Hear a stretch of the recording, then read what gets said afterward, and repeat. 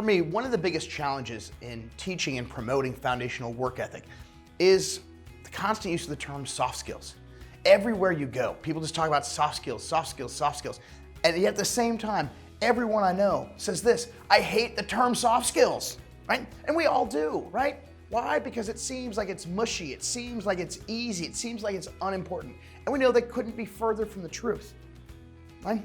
Even Senator Tim Kaine the other day in the Senate talked about how he hated using that term. We all do. But here's the challenge. Every term we come up with, people just say back to us, oh, you mean like soft skills? So we have to do a better job of explaining exactly what we mean. And that's why at the Center for Work Ethic Development, we don't use that term.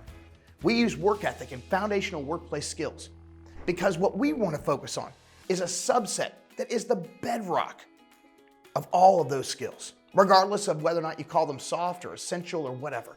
The 7 skills that set everything else up, they are attitude, attendance, appearance, ambition, acceptance, appreciation, and accountability. Without those, it doesn't matter what else you're doing. That's why they're foundational. For us, that's why we don't use the term soft skills.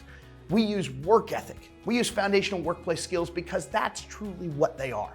They are the foundation, no matter what job, no matter what career, no matter where you live, that will set you up for success.